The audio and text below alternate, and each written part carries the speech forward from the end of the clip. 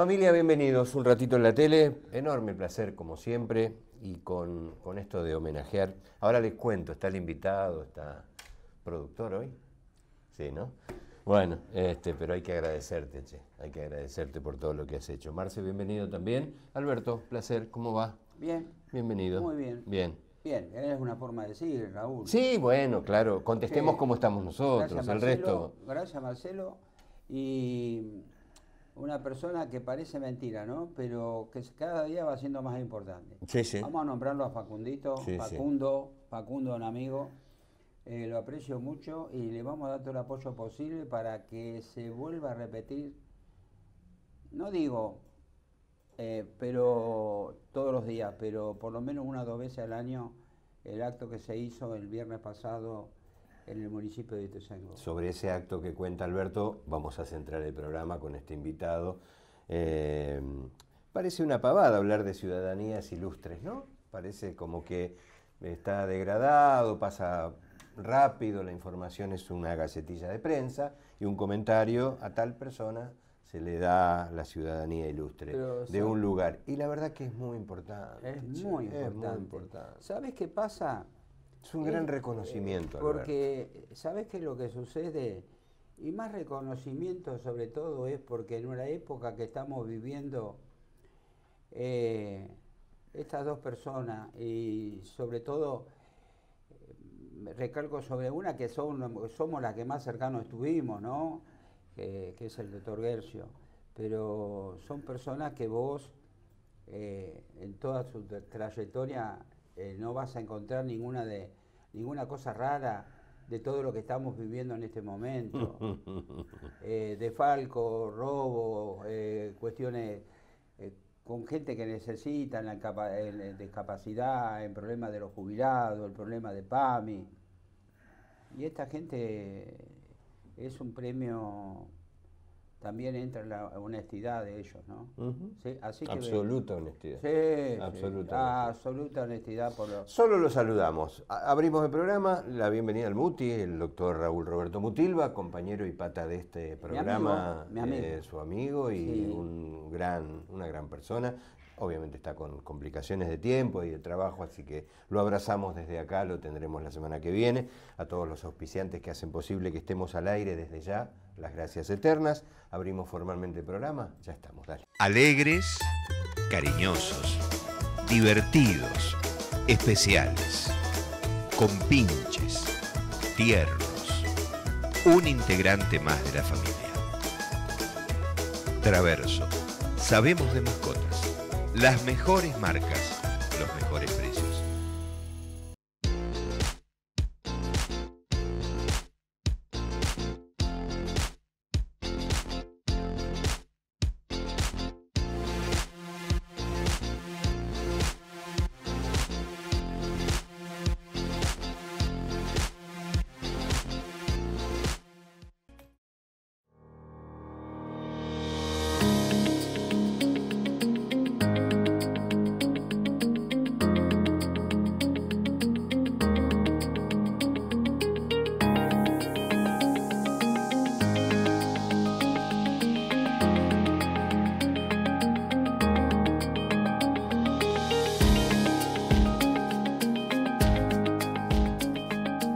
Centro de Ojos Ituzaingó.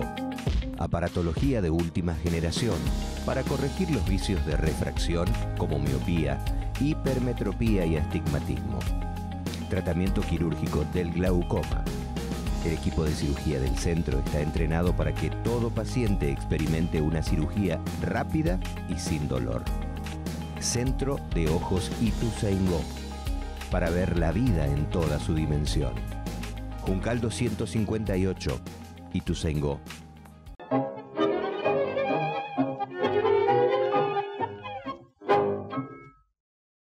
En algún momento comenzó el proyecto de declarar ciudadanos ilustres y se dilata en el tiempo, pero finalmente llega y ha tenido mucho que ver el director del Museo Histórico de Arte que dice, no es mi momento, hablemos con los ciudadanos y yo te agradezco mucho, Facundo. Facundo es Facundo Valdés, está fuera de pantalla, pero está con nosotros y nos acompaña. Gracias, viejo. sos muy amable. Y han tenido que ver gente importante, pues el intendente, pues Valeria Susperregui, pues Juan Manuel Álvarez Luna, los abrazamos, porque en la locura de la política está bueno reconocer eso, ¿no? ¿Y Pablo? Pablo Descalzo, el Pablo intendente, Descalzo claro, también, ¿no? Alberto. Sí, Pablo también. Está. Sí, sí. Bueno, un acto hermoso, de mucho afecto, donde, como decía, ahora lo presento a Alberto, no se ha movilizado por la política, no hubo bombos, platillos ni nada, había vecinos, amigos y estaba todo lleno y eso está muy bien. Bienvenido, Alberto. Oh, bueno, gracias. Placer grande, ¿cómo estás? Muchas gracias. Bueno, voy a comenzar. Alberto es Alberto Guercio, che. Bueno, primero, ¿cómo sí. estás vos antes de comenzar? Mira, bien. ¿Bien? ¿Feliz? Bien, salvo los achaques propios de la edad, que por suerte los voy llevando muy bien. Se te ve muy bien, te digo, y no para elogiarte, sí, lo digo de verdad. Sí. No, es así, salvo esos problemitas que te hacen un poquito a la movilidad, al traslado, un poquito, bueno, algunos picos de presión que me tuvieron un poquito aislado en este tiempo, por Bien. eso me salí un poquito a las actividades, cuidándome, tratando de llegar a este, yo diría, inolvidable día para la familia García. Que llevaste un momentazo, ¿no? Inolvidable día, Alberto, porque realmente excede totalmente lo que yo esperaba reconocer. Ya he tenido reconocimientos interesantes del pueblo, entre ellos en algunos que, no sé si estuviste presente vos, cuando hicieron socio honorario de la Belgraniana, en la cual el reconocimiento me lo entregó en ese momento Marcelo Nadal, porque Alberto estaba de licencia, de vacaciones.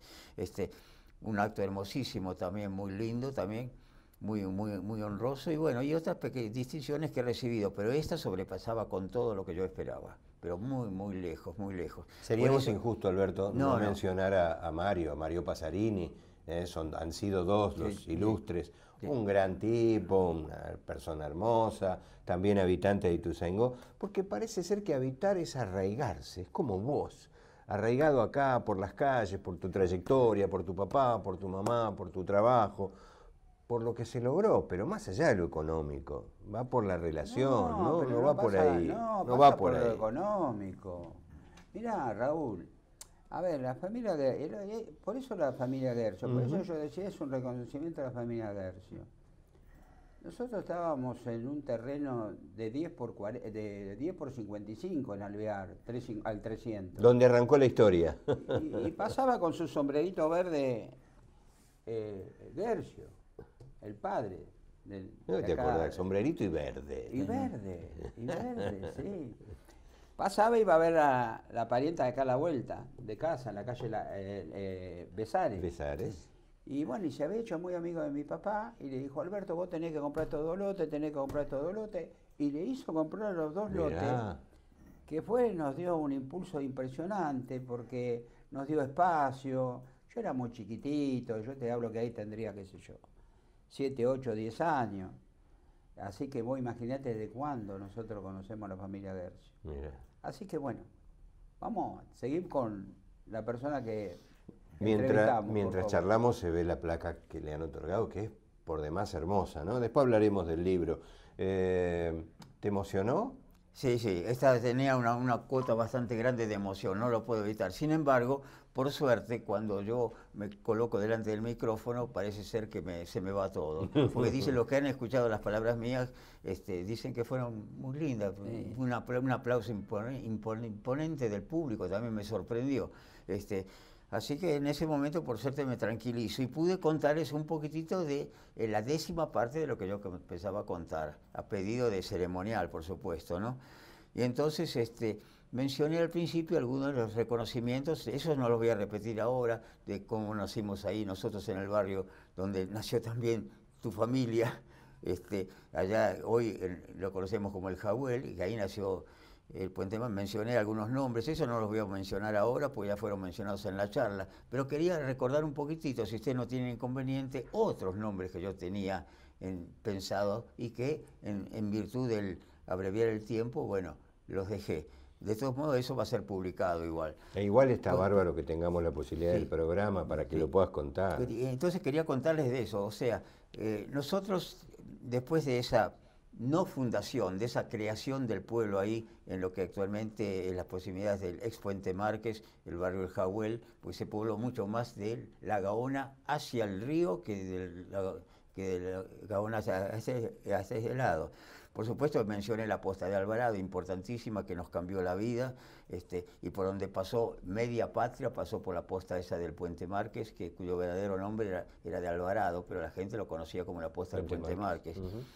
Que después Manuel Alvarado, que era el maestro de posta, él se casa con una Teresa Pardo. Y entonces de ahí surge que el segundo nombre de la misma posta va a ser Pardo, porque fallece don Manuel Alvarado. Y entonces la posta queda a cargo de Teresa Pardo. Y después en determinado momento Teresa Pardo toma esa decisión de cambiarla de lugar. Una media rara la decisión. Yo busqué explicaciones, Facundo, y no las pude encontrar. Qué lástima que te quedaste ahí, pero te estoy contando a vos. Busqué explicaciones de por qué la posta se fue, que estaba sobre el Camino Real, se fue a 10 cuadras del Camino Real. ¿A dónde fue? Se fue aproximadamente a 10 cuadras del camino del Puente de Márquez, pero en lugar de ser 10 cuadras como era antes, al costado de la Gaona, 10 cuadras hacia el interior. O sea, no tenía nada que ver, no era camino, no era nada eso, no era nada. No había nada. Más o menos estaría llegando casi lo que actualmente es más o menos el barrio San Alberto, por el centro de ahí. Pero eso no sabemos por qué se tomó esa decisión, que quedó ahí la posta de Pardo. Espera, quiero interrumpirte. Sí. Dijiste media patria pasó por esa posta. Media patria pasó Eso por es la hermoso. posta. Es hermoso. Es hermoso. Y yo pude, es por historia. suerte, hacer una investigación. No es una investigación, es una recopilación de datos. Yo no investigué nada. Una recopilación de datos en la cual descubrimos que no solamente la marcha de Belgrano, que la mencionó rápidamente Mario Pasarini ayer en su charla, que fue el paso de Belgrano, que yo descubrí el escrito original, que había sido, tiene una historia muy linda, pero yo creo que la conté ya con ustedes, así no la vamos a contar de nuevo. Era un diario de marcha, porque el general Belgrano era tan meticuloso que, a pesar de venir caminando, él venía con un coche porque tenía unos problemas de salud tremendos, ya los tenía los problemas esos, que lo llevaron a la muerte 10 años después. Pero los infantes venían caminando de acá a Rosario. Y si con 500 infantes los hizo llegar vivos a los 500 a Rosario, solamente porque era Belgrano. Porque organizó las cosas tan bien, los hacía caminar de noche, viajaban de las 5 o 6 de la tarde hasta las 5 o 6 de la mañana, los hacía caminar, porque era invierno. Te doy la época que era. Salió a fines de enero y llegó allá el 12 de febrero, imagínate, caminando acá. Por supuesto, en coches, había algunos carruajes que llevaban a los que se cansaban mucho, nada más, y los pocos caballos que iban nada más que los oficiales, los demás iban todos caminando.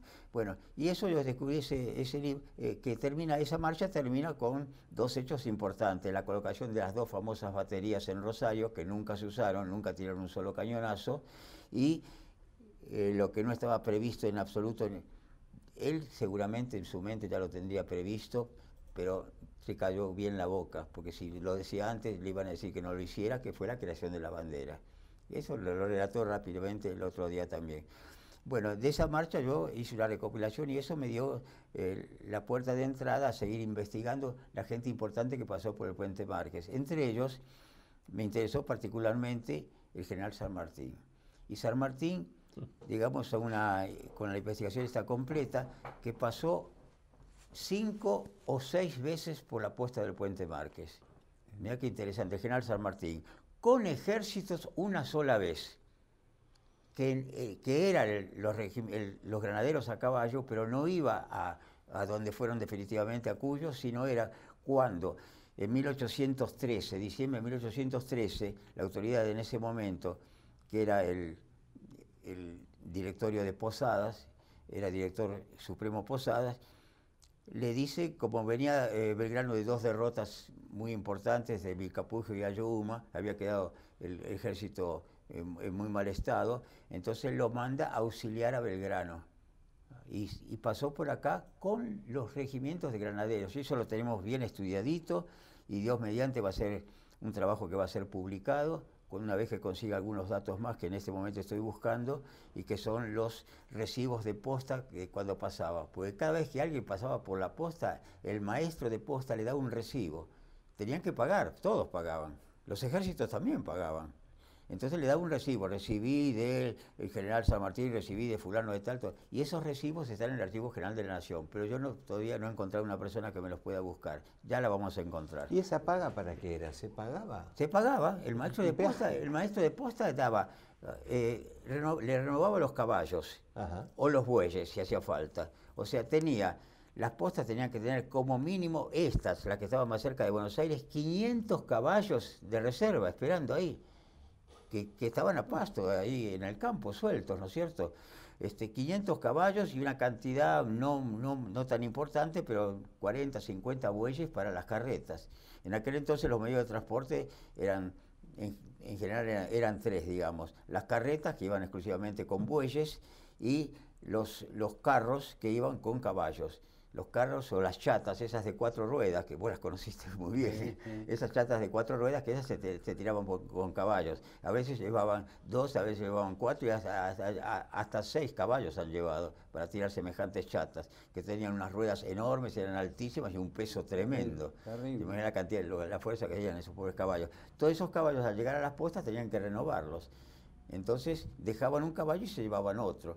Y esa historia es muy linda porque tiene que ver también, volviendo al tema de San Martín y los granaderos, que los granaderos venían con sus propios caballos que ya estaban adiestrados o entrenados, pero al llegar a las postas tenían que cambiarlo por caballos que no eran de ejército, caballos de campo, con lo cual, fíjate la calidad de jinetes que tenían que ser para montar un caballo que no conocían y que muchas veces inclusive eran potros, ni siquiera estaban domados. Así que fíjate vos qué proeza. Ese San Martín que decís pasó San 5 veces, por lo una menos, con tropa y el resto, ¿cómo sí, pasó? La primera vez pasó con todas las tropas, y Sí. en 3 días distintos. En las tropas pasó, salían de retiro, que el cuartel de San Martín en ese momento estaba en la Plaza San Martín, en el cuartel del Retiro, que ya no existe más. Después de eso tuvo otras funciones y después desapareció. Bueno, salía de ahí, y la primer parada era naturalmente Ituzaingó, porque era obligatorio que todos pasaran por el la camino posta. nuestro, Ajá. porque era camino real. Camino real significaba que las tropas, los correos, las mensajerías y cierto tipo de cargas no podían tomar otro camino que no fuera eso, era obligatorio tomarlo. Por lo tanto, volvemos a la frase que te dije anteriormente, la patria entera pasó por ahí. San Martín después, la primera vez pasó con el ejército, en 3 días distintos. Hizo pasar primero los infantes, que por supuesto no iban caminando, iban en chatas, pero chatas que ni siquiera eran cubiertas. O sea, se pasaban 15 días sentaditos en un banquito de madera duro, un banquito que era de este tamaño, sin protegerse del sol durante el día ni de la lluvia si llovía. Ahí sentaditos todos. 15 días es lo que se tardaba ir de Buenos Aires a Tucumán, en este caso, porque es cuando él va a Tucumán. Pero a Mendoza es lo mismo, eran 15 días también. Así que cada vez que pasaba tenían que prepararse para 15 días de camino, entre comillas. Claro. Unas huellas. Claro. Que además si pasaba unos días lluviosos, pasaba alguien, dejaba unas huellas donde se quedaban los carros, las carretas, esas que no podían seguir o muy lentamente. Bueno, el segundo día que hizo pasar a la artillería, que iba también en chatas, el nombre histórico se llamaban carretillas, se llamaban ese tipo de vehículos. Pero eran las chatas esas de 4 ruedas que conocimos todos en el campo, ¿no es cierto? Y el último día los que iban montados, los granaderos, digamos, ¿no? Así que 3 días pasó. Y después volvió a pasar varias veces más. ¿Por qué? Porque la primera vez que tiene que viajar, bueno, seguimos hablando un poquito de San Martín, entonces, el destino de él iba a ser Cuyo. Él quería ser intendente de Cuyo, lo logra, le hace intendente de Cuyo, entonces, después de estar 2 años allá, 2 años, recién la manda a buscar a Remedios. Y Remedios también pasó por acá, por la puesta de Remedios, me refiero a Remedios de Escalada de San Martín, la señora, ¿no? Que como todos recuerdan, cuando se casó tenía 14 años y cumplió los 15 después de casada. Era una nena, una nena.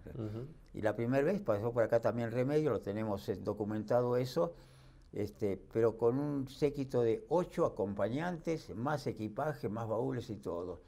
Me llama la atención esto, que hayan entrado todos en una sola diligencia. Las diligencias eran unos armatostes grandotes, muy importantes, pero para llevar 8 personas más los equipajes, tengo mis dudas, pero no he encontrado papeles que digan que fueron 2 diligencias, fue una sola aparentemente. Bueno, Alberto, todo esto está documentado en el archivo de la Nación. eso va a ser un artículo muy extenso que vamos a publicar nosotros. No sé si lo haremos en forma de libro o cómo, pero es una investigación muy linda esa. Qué bárbaro. Y bueno, por eso la importancia de nuestra posta del Puente Márquez. Sí.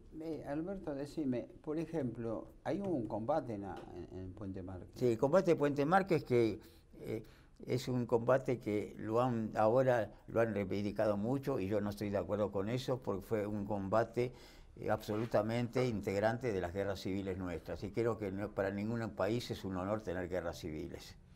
Y murió mucha gente de ambos bandos en el Puente Márquez, algunos en el puente mismo, porque el combate comenzó sobre el Puente Márquez. Por supuesto, el enfrentamiento entre unitarios y federales, los unitarios encabezados por Juan Lavalle y los federales naturalmente por Rosas, que tenía nada más que 20 años en ese momento, o 21 o 22 años, pero él iniciaba su carrera política. Ayudado también por los punteros federales de Santa Fe, principalmente López. Y bueno, fue por eso, y ahora le han hecho un homenaje a la municipalidad de Moreno, porque nosotros, bueno, sabés que el Puente Márquez lo compartíamos entre Ituzaingó y Moreno. Con Moreno, sí. En Moreno le han hecho todo un gran homenaje a la batalla del Puente Márquez, cosa que yo no estoy de acuerdo, porque no se puede homenajear una batalla en la cual se mataron entre hermanos. Lo que tuvimos la suerte de conocer Puente Márquez, de madera. Sí. Lo que tuvimos la suerte de estar ahí en el río, que en su momento era el río de las Conchas. No, el de madera, bueno, nosotros no lo conocimos, sí, el de madera. El de madera yo lo conocí, sí, como que no. Bueno, no, está bien, dejémoslo, bueno, no importa. Sí. No, discutan que está buenísimo para la tele, por favor, ¿cómo dejémoslo? Escuchame. ¿Sí o no? Ahí viene, después trae el autito. El puente de madera, yo lo conocí porque íbamos en el carro con mi papá, años 50 y algo, sí. Y nosotros estábamos ahí al costado, el agua era transparente y nos bañábamos ahí en el río Reconquista. Claro, eso es un restito que había quedado del puente. O sea, el puente de madera, cuando se hace el de cemento, en el año 1935... Bueno, nada que ver. Bueno, el puente de madera ya no estaba habilitado, no se usaba, y quedó un resto ahí que se lo fueron robando de a poco. Aunque parezca mentira, el original puente de madera que vos decís, sí. Se lo fueron robando. Era madera dura, madera ñandubay buenísima, servía no solamente para leña, servía para postes. Hay casas de la zona que tienen ¿cómo se llaman los postes que sostienen el techo? Bueno, no me sale la palabra. Tirantes, columnas. Esos tirantes que se usaban para sostener el techo eran maderas robadas del Puente Márquez, ese que vos decís, de madera. Sí, pero yo lo conocí. Sí, está bien. No se usaba ya. Pero vos sabés, sí. dicho por la familia Banquero, no por mí. Sí. En su momento, después de ese combate, muchos de ese combate, que no sé si eran los federales, como decís vos, o del otro lado, sí. acamparon acá, en donde vivían los banqueros. Mirá vos. Sí. Eso me lo contaron a mí, ellos, ¿no? Yo no sé si acamparon, pero que pasaron seguro. No, acamparon, sí. Pararon ahí. Pueden haber parado, sí, porque ellos cuando terminan los unitarios, prácticamente derrotados, se retiran y van a ir a parar definitivamente a una zona, en la zona de Ramos Mejía. Ahí sí terminó. Pero han pasado por acá, no hay ninguna duda, han pasado por acá. Sí, te puedo garantizar. ¿Me dejan hacer una pausa? Sí. Esto es tele y la seguimos porque tiempo sobra. Sí. Si ustedes no quieren esperar ir al archivo de la Nación, vayan a lo de Traverso. Van a encontrar el archivo ahí, el Puente Márquez, la foto. Él estaba en la posta cuando pasó San Martín. Ahora no lo quiere decir, pero posta estaba Alberto Traverso. Ojalá me hubiese gustado. Sí.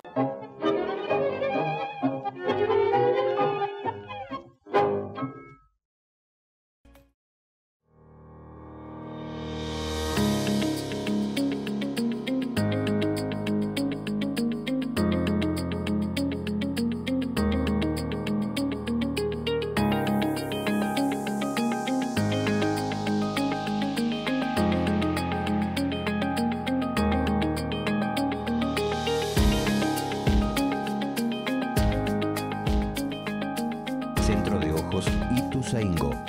Aparatología de última generación para corregir los vicios de refracción como miopía, hipermetropía y astigmatismo. Tratamiento quirúrgico del glaucoma. El equipo de cirugía del centro está entrenado para que todo paciente experimente una cirugía rápida y sin dolor. Centro de Ojos Ituzaingó, para ver la vida en toda su dimensión.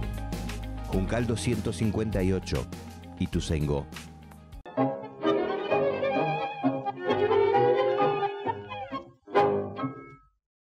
Bueno, abrimos, estamos tan chocho con... Permitite un ratito de la vida, ¿no? No todo es que la política y andar corriendo. Esto vale la pena, es la historia, es un pueblo, es una ciudad, hoy es otra historia, pero hablamos de las postas, los pasos de un tal Belgrano y un tal San Martín, ni más ni menos que eso. Vos dijiste en la pausa, vamos a volver a Ituzaingó. Vamos a volver a y Ituzaingó. querías hablar de un gran historiador y querías decir cosas de él. O sea, entre los buenos vecinos que yo iba a mencionar en la charla, pero que en virtud... No hubo tiempo, está bien, está bien. Yo los tenía todo acá, y entre ellos eran los historiadores que tuvo Ituzaingó. Historiadores, en el rigor de la palabra, muy pocos. A ver. Pero escribió, Rolando Goyó junto con Ricardo Castillo escribieron el fascismo que vos conocés, pero ni uno ni el otro eran historiadores. Ricardo Castillo, a pesar de ser profesor de historia, no hurgó, no investigó nada, por así decir. Y Rolando, bueno, Rolando tiene un mérito extraordinario, 42 años juntando material de Ituzaingó, una tarea invaluable, extraordinaria, pero tampoco era historiador. Correcto. Entonces, cuando ellos publican ese fascículo, suben un periódico de alguien que se autotitulaba historiador y que no lo era tampoco, que fue Raúl Goyó, o sea, el tío de Rolando. Vos a Raúl Goyó lo tenés que haber conocido, sí, lo tenés que haber conocido, porque él vivía en la calle, te digo exactamente, hoy Belgrano, en aquel entonces Segunda Rivadavia, al lado de la herrería de Orsi. La herrería de Orsi. La herrería, ¿te acordás? Bueno, la casa de al lado era la casa de Goyó. Sí, mi papá llevaba a arreglar a los caballos ahí en lo de Orsi. Bueno, al lado de la herrería de Orsi, la casa que mirando de frente a su derecha era de la familia Goyó.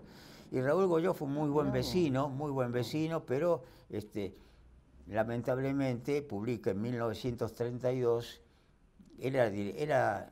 no era director, era una especie de administrador de la Tribuna, del periódico La Tribuna, que ya existía, por supuesto, en ese entonces.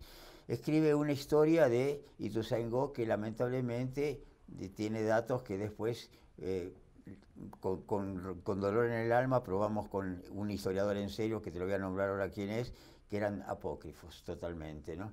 La famosa Merced de 1754, por ahí un capitán de huestes, Diego Rodríguez Flores, recibe una Merced que comprendía todas las tierras del actual Ituzaingó.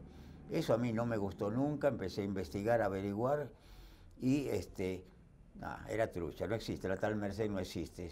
Como en todos lados no existe la tal Merced. Además, no se podían otorgar Mercedes en 1754, porque las Mercedes, que eran tierras de la corona, que la corona daba como regalo a los que las solicitaban por algún servicio, la mayor parte de los servicios eran inventados, por así decir, se dieron las últimas en esta zona, se dieron en 1630, 120 años antes. Eso, entonces ahí ya arrancó la investigación. En ese momento yo comienzo a dar un ciclo de charlas y viene como público, ante mi sorpresa, por mi sorpresa te explico por qué, porque yo la daba en la sede de Ballarino, ¿te acordás que era la oposición en aquel entonces política, Alberto Descalzo? En la sede de Ballarino daba. Pero me pide permiso para venir un militante de Descalzo, peronista de la punta del pie hasta el cabello. Grandote. El grandote, Juan Orlandini. Juan Esteban, claro. Juan Esteban Orlandini. Me pide permiso para venir. ¿Cómo no, Esteban? Venga, ¿cómo no? Un gusto. No solamente vino él, sino que vino acompañado por otros dos peronistas de fuste, que eran Jorge Barjacova, ¿te acordás que estaban en entidades intermedias? Y Jorge Piccoli. Vinieron los tres, vinieron en las charlas. Escucharon lo que yo estaba diciendo y les gustó lo que estaba diciendo, les gustó eso que estaba contando yo de la falsedad de esa Merced y otras cositas también. Y ante mi sorpresa va y lo habla Alberto. Con Alberto ellos tenían una amistad que ya venía de Morón con Alberto Descalzo, ¿no es cierto?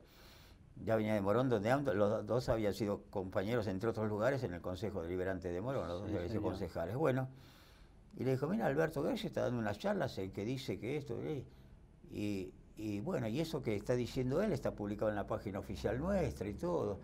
Y ante la sorpresa, yo creo que hasta de él fue la sorpresa, Alberto Descalzo, en un acto, yo diría casi impensado que pudiera venir, le encargó a él y a Jorge Maya, que era el único empleado que tenía la Escuela de Gobierno, a Jorge Maya, y un fotógrafo que lo acompañó los 2 años, que siempre fue el mismo fotógrafo, en este momento no estamos discutiendo el nombre, no sé si se aclaró, creo que todavía no se aclaró que fue el fotógrafo. Para mí fue Maciel, Raúl Maciel, Raúl creo que es, ¿no? Fue Raúl Maciel. Durante 2 años lo estuvo financiando, digamos, el viaje que iban en el auto de Orlandini, que era un Fiat 600, no sé cómo entraban los tres, porque peor Orlandini era 2 metros. Era grandote, bueno. Investigando en todos los archivos, Archivo Histórico de la Nación, en Geodesia, en La Plata, en General Rodríguez, en Merlo, en todos lados, investigando para esa inquietud que había planteado yo. Y llegaron a la conclusión mía que tenía yo, que no, la tal Mercedes era absolutamente apócrifa, falsa. Y eso, digo, a mí fue una sorpresa de que Alberto Descalzo le ocupara tanto el tema de la historia de Ituzaingó, porque para bancarse del presupuesto municipal semejante tarea, te imaginas que eso le cobraban un viático, aparte de eso tenía que el fotógrafo también era municipal, bueno, todo lo demás. Y se llegó a esa conclusión, con lo cual la página no cambió rápidamente. La página se la cambió recién cuando estaba secretaria de Gobierno la doctora, que está en la escuela, ¿cómo se llama? Rita, la doctora Rita, ahí sí se cambió la página y se puso la verdadera historia, que es la que tengo publicada yo acá. Bueno, de todos modos, tuvo otros historiadores muy importantes, pero digamos, como investigadores en serio, que investigaron a fondo, quedarían 2. Uno de ellos fue mi papá. Mi papá investigó mucho historia de Ituzaingó, pero también se tragó el sapo de la Merced. Ni tu viejo se salvó. Te digo más, ese sapo de la Merced se lo tragó, ¿sabes quién? Mirá qué historiador, de qué nivel impresionante, el padre Presas. Mirá. Porque el padre Presas, en su libro, tan excelente libro de historia de Morón, le dedica nada más que un par de páginas de Ituzaingó. Entonces copió eso, no le interesó el tema de Ituzaingó, y copió eso también. Bueno, entonces ese fue lo que a mí me hizo entrar y seguir con la inquietud de la historia, digamos. Esa es la parte. Y lo otro que probablemente tiene algún tipo de mérito es la cantidad de charlas que yo di en Ituzaingó, todas en forma honoraria, ni que hablar, con mucho público, por suerte. También el ciclo que hice en el museo, que también con buena concurrencia de público, los reconocimientos que hicimos. Es una lástima que te hayas puesto ahí, porque me obligas a mirarte así. Pero no quisiste sentarte acá. Qué caprichoso ese también, ¿eh? ¿Ves que no pude? No, pero lo tenían claro desde antes que él no iba a participar. Bueno, estamos hablando de Valdés, Facundo, que está del otro lado, en algún momento lo mostramos ahí. Bueno, salude, Facundo, ahí está. Bueno, en el Museo de Ituzaingó, que estaba desde el 12, ¿no es cierto? 14. 24 de octubre de 2014. Bueno, pero antes hubo un año antes estuvimos hablando ya, ¿cuánto? Un tiempo antes estuvimos hablando ya con Jorge Piccoli, que en ese entonces estaba encargado del área. Bueno, y ahí también hicimos varias charlas y reconocimientos con muy buena aceptación del público. La de la paleta de Simal, que fue hermosísimo, emotivo. Hicimos a otros artistas particularmente. Varios reconocimientos. Espera, ya que estamos hablando de reconocimientos, sí. Así respiras un cachito. En esta entrega, ¿quiénes estuvieron? Vos estuviste presente y te pareció fantástico. Sí. Se llenó el lugar, Sí. Gente que no tenía sitio y eso está bárbaro. Sí. Estuvo el intendente Pablo Descalzo, estuvo Sí, por Alberto supuesto, Descalzo, sí. nombrame unos Y Juan cuantos. Manuel. Juan Manuel Álvarez Nadal, Luna, estaba Marcelo Nadal, hace mucho que no lo Marcelo vemos. Nadal, estaba Piccoli también. Jorgito Piccoli. Sí, un amigo. Valeria. Facundo. Valeria Superrey. Valeria, que yo ya me disculpé con ella y me va a hacer intermediario también Facundo, porque como no estaba presente en el momento ese, ella estaba con una otra actividad en ese momento, no pudo quedarse. Me olvidé en los agradecimientos de nombrarla, pero bueno. Lo estamos haciendo en la tele ahora. Sí. Ya está, la estoy nombrando por la tele, ya estamos agradeciéndole. Pues yo sé que Valeria tuvo mucho que ver con esto, y eso es por otra razón familiar, digamos. aparte que es paciente de laboratorio y amiga de la familia toda la vida, porque el apellido de la madre de Valeria es Chernesky. Chernesky. Y la familia Chernesky era una familia que la trajo a Ituzaingó mi hermano. Es una familia que estaban en Entre Ríos, sin trabajo, mal, y la fue trayendo. La primera que trajo se llamaba Margarita, después trajo una hermana Ángela, después vino un varón, después vino la madre de Valeria Susperrey, y después vino la última, que es Paulina. De todos ellos, lamentablemente, viven, creo que 2 solamente. Los demás, algunos prematuramente se nos fueron. Y es muy agradecida a Valeria porque ella, por parte de madre, es Chernesky, o sea, es la familia que trajo a mi hermano de Entre Ríos. Por eso tienen también un cierto reconocimiento hacia mí. Pero también tuvo mucho que ver con esto. Pero de todos modos, después yo tenía una lista de personalidades que incluían, aparte de la historia, que ya nombramos algunos.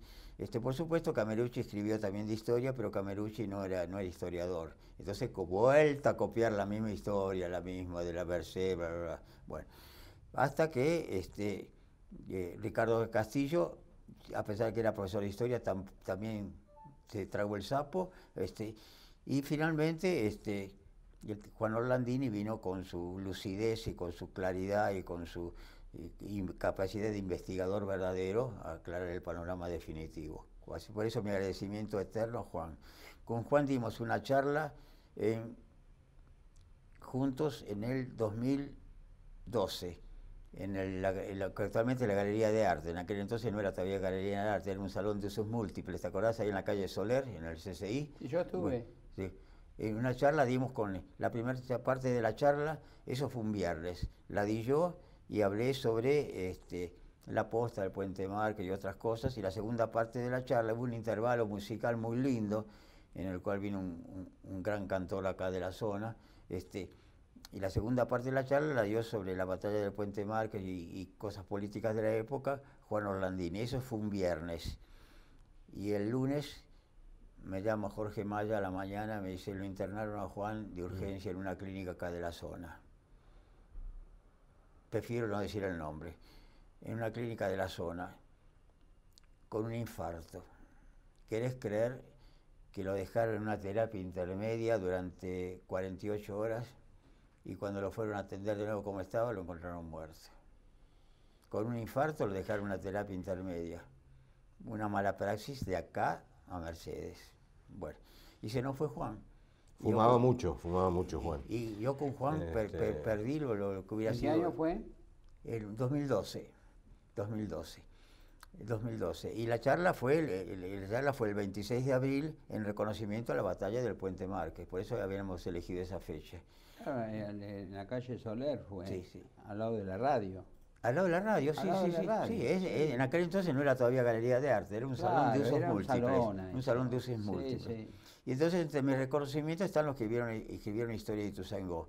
Otros reconocimientos que por tiempo omití fue también las entidades de bien público que tuvo Ituzaingó.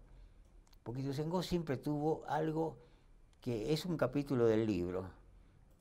No es para que me lo compre el libro, porque además no lo van a encontrar, pues se me agotaron. Pero hay un capítulo que dice Buenos Vecinos, que esa fue la característica, Alberto Ituzaingó. Sí, por supuesto. Es el fuerte más grande que tiene Ituzaingó como la calidad, mejor que Merlo, mejor que Padua, mejor que Morón, que somos hijos de Morón. Claro. Es la buenos vecinos, la buena vecindad que tuvo Ituzaingó. Y como anécdota, como ejemplo chiquitito de buenos vecinos, te voy a dar uno chiquitito nomás. El local donde está actualmente el CCI, ¿te acordás? Era el Centro Cultural Bernardino Rivadavia. Esa manzana entera era una manzana que en un acto de generosidad enorme, además muy bien asesorado, nada menos que por Pedro Benoit, que en aquel entonces era el agrimensor más grande que tenía en la patria, que lo contrató para hacer el plano fundacional de Ituzaingó, don Manuel Rodríguez Fragio. Ya lo aclaramos en otra charla que el Fragio está inventado. El verdadero nombre de él era Manuel Rodríguez solamente. El Fragio era el apellido materno que nunca lo usó, pero no importa. La gente lo sigue conociendo como Manuel Rodríguez Fragio. Claro. Y don Manuel Rodríguez Fragio contrata para hacer el plano fundacional de Ituzaingó, ese triángulo maravilloso que conocemos todos acá entre Alvear, Blas Parera, Santa Rosa, y Firpo, ese triángulo maravilloso, ese diseño de Pedro Benoit, un genio total. Tal es así que va a ser años después, en el año 80, nada menos que el creador de los planos de la ciudad de La Plata, que ganó un premio internacional de diseño. Mirá qué nene contrató. Bueno, y ese es el primer reconocimiento que yo quería hacer el otro día en la charla, a estos dos. A Manuel Rodríguez, que además Manuel Rodríguez fue un emprendedor muy, muy honesto. Lamentablemente, ese famoso diario de 1932, dice que compró por una... Vos lo tenés fotocopia de ese diario, creo. Yo te hice llegar una. Sí. Bueno, en ese diario dice que en 1932 compró la tierra de lo que es gran parte de Ituzaingó, porque compró una botella de ginebra en el boliche de... y entonces, gracias a la investigación, volvemos a Juan Orlandini, por eso lo tengo tan presente. Él consiguió las mensuras de Ituzaingó, por supuesto, en La Plata, en el archivo departamento topográfico, ahora no se llama más, se llama geodesia ahora, en aquel entonces se llamaba departamento topográfico, las mensuras de Ituzaingó del año 1863. Mirá qué documento invaluable. Y entre ellas figura cómo consigue Manuel Rodríguez Fragio de esas 470 hectáreas que él tenía. En ese momento, 470 hectáreas era más del 50% de lo que era Ituzaingó, porque todavía no era Ituzaingó lo que estaba de Gaona para allá, porque todavía era Hurlingham, era Hurlingham todavía. Pero de lo que era Ituzaingó, más de la mitad. Pero no las compró. Las consiguió por un mecanismo absolutamente lícito, totalmente lícito, porque él era el apoderado de la sucesión Ponce de León, que esa es otra historia. Como ese Ponce de León quedó con todas estas tierras, es una investigación que no está completa, pero mucho me temo que Francisco Ponce de León, que era el dueño de todas esas tierras antes de ser de Manuel Rodríguez Fragio, era un puntero político de los entonces amos y señores de todo, que eran los jueces de paz. Para mí era un puntero político y se quedó con todas estas tierras. Pero eso no lo tengo probado, es una teoría nada más. Bueno, admiro tu memoria, déjame que haga una pausa. Sí, cómo no. La última y entregamos el último bloque. Estamos en el Charlemos de esta semana disfrutando de una historia, ¿no? Qué bárbaro. Dale, ya venimos.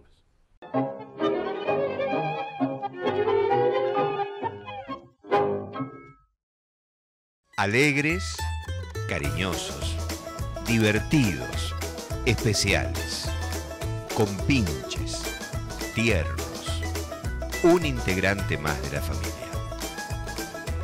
Traverso, sabemos de mascotas. Las mejores marcas, los mejores precios.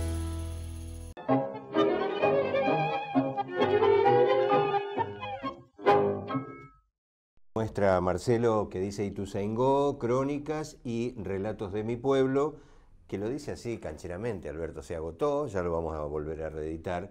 Pero yo no lo sabía. Yo toqué el tema de que en Villariza se regalaban 10.000 ladrillos y comprabas un lote. 10.000. Y él me dijo, después tocamos ese tema, pero me le interesaba nombrar la forrajería. Es cierto, antes el nombre de Carbonería. La carbonería era forrajería. Bien. Se llamaba forrajería. No, pero el nombre de carbonería era el común, el más común. El más común, increíble. ¿Pero qué era? ¿Carbonería o después fueron Era lo mismo que actualmente. Las forrajerías de actualmente, forrajerías en la cual se ha agregado una parte muy importante que era alimento para animales y todo eso, que antes no lo trabajaban las forrajerías. No, las forrajerías sí. En esos momentos lo que se vendía era avena, el pasto, porque había muchos caballos, para el caballo, muchos lugares, la mezcla, maíz roto, maíz. ¿Por qué? Porque todas las casas, casi prácticamente de Ituzaingó, al fondo tenían un gallinero. Su gallinero. Tenía su gallinero. Bueno, y volviendo al tema de los barrios, el primer barrio de Ituzaingó... Pero espera, ¿se daban esos ladrillos? ¿Te regalaban 10.000 ladrillos? Por eso te iba a contar yo. El primer barrio de Ituzaingó en 1914 fue Villariza. Y queda muy claro, yo ya lo probé que fue el primer barrio de Ituzaingó, no queda ninguna duda, Villariza. Villariza es fundada por un señor, como dice el nombre, José Ariza. Pero como inversión le fue como la miércoles. No vendía nada. Hizo el loteo, hizo la subdivisión, hizo las calles, hizo las veredas. Pero estaban había los puesto el tranvía. Estaban los hornos de ladrillo. Sí, el tranvía para facilitar el acceso a la estación Ituzaingó, porque quedaba una distancia muy larga y además calles de tierra, tanto para Ituzaingó como para Castelar. Bueno, todo lo que hizo, pero le iba mal. Y entre las cosas que hizo para salvar esa venta, esa inversión que le iba mal, era esa de promocionarlo, que te donaba 10.000 ladrillos, eso en Villariza. Para promocionar de las tantas cosas que hizo para promocionar, pues le fue mal la venta. Claro. Le fue tan mal que en definitiva Claro. lo perdió todo. ¿Por qué? Porque él había comprado con la garantía o con hipoteca de el Banco Superville. El Banco Superville en ese entonces todavía no estaba en Buenos Aires, estaba en Montevideo, porque era uruguayo, José Ariza era uruguayo. Y por eso también todas las calles de Villariza tienen nombre de la historia uruguaya, por José Ariza. Todas las calles siguen conservando, por suerte, la nomenclatura original, que tienen que ver con, la mayor parte tiene que ver con la historia de nuestro país hermano. Bueno, y la calle principal, que hoy se llama de Filippi, se llamaba Montevideo. Estaba todo dicho, ¿viste? Tenía todo que ver con el Uruguay. Bueno, le fue mal y entonces el Banco Superville se quedó con todo eso. Opa. Se quedó con todo. Le ejecutó la hipoteca. Y también puso en venta todo, pero tampoco le fue muy bien. Le costó muchísimo. Vender Villariza costó muchísimo. Y entre las tantas promociones fue esa. Pero hasta una línea de tranvía se puso, el tranvía se puso exclusivamente para ver si se podían vender los lotes, pues no se vendía. No se vendía. Esperá, cerrame lo de la carbonería. ¿Qué vendían entonces? ¿Pasto? Avena, maíz roto, afrecho, afrechillo, papa, cebolla, ajo, batata. ¿Carbón? Yo le vendía al Hospital Martín Rodríguez, tenía 12, 13, 15 años, le llevaba a un médico muy importante en Ituzaingó, que fue muy importante y fue director del Hospital Martín Rodríguez. El doctor Helpi fue el director. Doctor Helpi, sí. Esto que tengo acá, me lo hicieron cuando corría con un amigo y me pegó un portazo y me partió acá la ceja. Mi mamá me llevó una bicicleta hasta el doctor Helpi del otro lado de acá de las vías. Sí, sí. Me agarraron entre 5, entre la señora del doctor Helpi, los hijos, no sé quiénes eran, 5, y me cosió acá. Sin anestesia, sin nada. Mirá si me acuerdo del doctor Helpi. En la calle, Helpi, en la calle Rondó. Santiago sigue atendiendo ahí, es un gran cardiólogo. Santiago, saludos. Quería completarte un poquitito más del tema de las forrajerías y carbonerías. Creo que en esta charla no puedo dejar de nombrar a dos que vos las nombraste mucho, pero voy a recalcar sobre todo en una. Una de Angeli. Sí. La calidad de Angeli. De Angeli que estaba y la de salida a Soler y donde está y la de Chao. La zapatería, esta tan famosa que está ahí en la esquina de la plaza. Bueno, la esquina esa, ahí sí. estaba la forrajería de Angeli. Sí. Él tenía un camión internacional y todos los años mi papá nos mandaba a De Angeli y a mi hermano Ernesto y a mí a llenar a San Fernando el afrecho y traer unos taquitos así de madera para prender fuego en invierno. Yo tendría 10 años, 12 años. Esperábamos felices que llegara este hombre. Era un fenómeno. Y después como que forrajería tenías a los Parrillada, tenía Chao, Miguelito Beltrame. Esa la más importante, históricamente la más importante. Miguel Beltrame, que es la primera que se instaló en Ituzaingó. ¿Sabes cuándo se instaló? Alrededor de 1870. La de Miguel Beltrame, increíble. No con Miguelito, que lo que conocimos todos, sino con el padre. Claro. Y no solamente instaló la forrajería. Beltrame es mi abuela. Sí. Y no solamente instaló la forrajería, sino que además fue una de las primeras pulperías y almacén de ramos generales que tuvo Ituzaingó. ¿Y los traversos en qué lugar Beltrame. estaban? Escuchame. Esperá, contestame, ¿y los traversos? ¿Qué? Dentro de las forrajerías. ¿Cuánto de importantes Nosotros eran? en su momento, mi papá le compraba a los Parrilladas, después le compraba a un forraje muy grande que había en Morón, Pardo y Rico. Después le terminé yo vendiendo a ellos. El carbón se lo compraba a una familia Iriarte, un viejo fantástico, gente de primer nivel. Y después terminé vendiendo yo carbón a él. Carbón suelto. Suelto. Sí, digo para que sepan. Y el carbonero, en venta de carbón en la República Argentina, uno de los más grandes carboneros que existió, venta de carbón, era un pariente nuestro que yo le decía tío, que vivía en la calle Frenes, Morón, que recibía unos 10 camiones por día y unos 10, 15 vagones de carbón por día. Era Manuel Traverso. Ah, sí. Y otra cosa que vos no dijiste, pero lo sabés bien, pero por falta de tiempo solamente, es lo más importante en el invierno era el reparto de querosén. La venta del querosén a domicilio, te traían el querosén a domicilio, que también imaginás lo sucio que era ese trabajo, con el olor que tiene el querosén. Terrible. A domicilio te traían el querosén porque la única calefacción que existía en ese momento era carbón y querosén. Las dos cosas que teníamos, no teníamos otra cosa. Y en la época de Perón, el carbón era una cosa prohibida para vender. No era fácil. Le llamaban agio cuando vos especulabas con la cantidad de carbón que tenía. Un día llegábamos con mi papá en el carro, año 50, 52, y mi mamá llorando que nos habían confiscado 200 bolsas de carbón. 200 bolsas de carbón de 20 kilos y si lo metés por kilo. Año 52 fue esto más o menos. Nosotros veníamos en el carro. Y volviendo a Miguelito Beltrame, aparte de eso, es puntero también en nuestra historia porque tuvo pulpería y ramos generales, que era la palabra que hoy ha desaparecido también, ramos generales. O sea, eran los almacenes que tenían de todo. Paraba todo el mundo ahí, ¿eh? Todo. Porque Paraba esa todo era otro tránsito también importante. Importante, ahí, ¿no? sí, no tanto como la Gaona. Como la Gaona, no tanto como Ratti, digamos.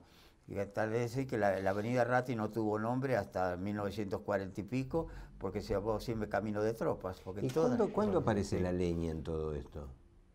No, la leña estaba. Ya venía de antes. La leña estuvo de las épocas prehistóricas, de toda la vida. Después vino la vida. el carbón y el querosén. En esa esquina que él contó, la esquina que actualmente en la plaza, frente al Monumento del Tango, esa esquina, la plaza 20 esa esquina, sí. estaba De Angeli y las montañas de leña que tenía a la vista de todo el público. Hasta hoy me acuerdo yo. Pues nosotros, yo no le compramos a De Angeli, nosotros le compramos a Traverso, naturalmente, pero las montañas ahí a la vista del público, de esa esquina, una esquina enorme era. Pero, mirá, frente a la plaza Ituzaingó. Mirá lo que es la vuelta de la vida, ¿no? Sí. Porque lo que trabajó tanto mi mamá, mi papá, mi hermano Ernesto, y bueno, y mi hermano Juan también. ¿Y vos? Pero en general se dejó la vida, ¿eh? Se dejó la vida. Sí. Pero bueno, todo feliz y contento. Cambió hoy el forraje, como dice Gercio, el forraje hoy se trasladó a partir del año 75-80 fue cambiando. O vos encontrás los forrajes, ¿sabes qué? Te tenés que alejar a 100 kilómetros de acá. Y todavía encontrás los forrajes. Sí. Pero los forrajes más ordenados, más limpios, se llaman pet shop. Sí. Entonces, se fue dejando, al terminarse tanto los caballos acá, terminarse la producción de gallina, porque tenía gallina, pato, claro. El gallinero, sí. Y bueno, se transformó en venta de alimentos de mascotas, se fue trasladando a partir del 70-80, se fue dando al revés todo.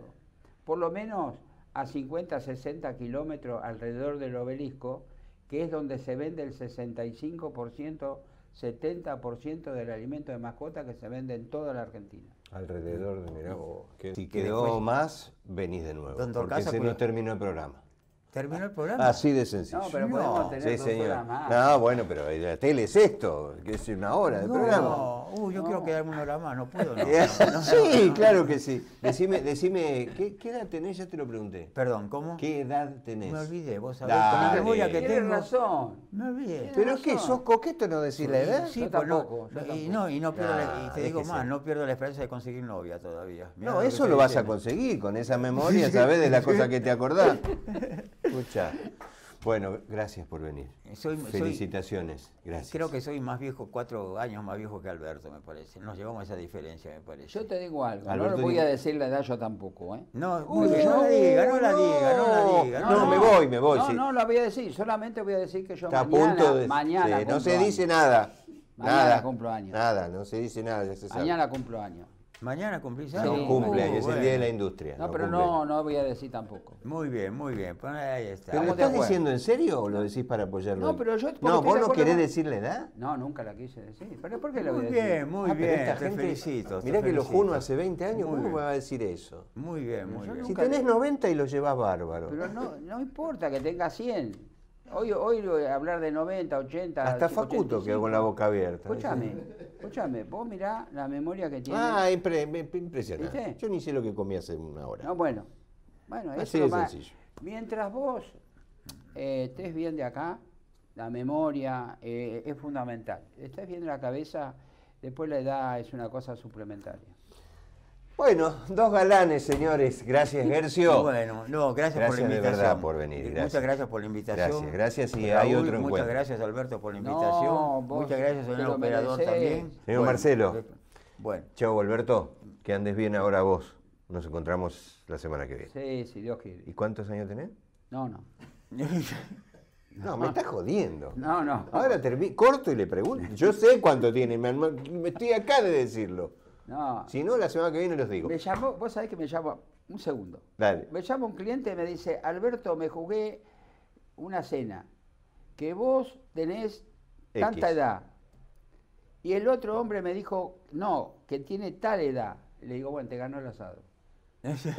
Chao, familia, sean felices como puedan. Intentémoslo al menos, la vida es una sola y pasa un poco rápido para buscarle novia aquí a Alberto. No, Chao, no. chao, hasta la También semana novia- que viene. también la No, novia. la novia para él. No. Chao, chao, chao, hasta la semana que viene.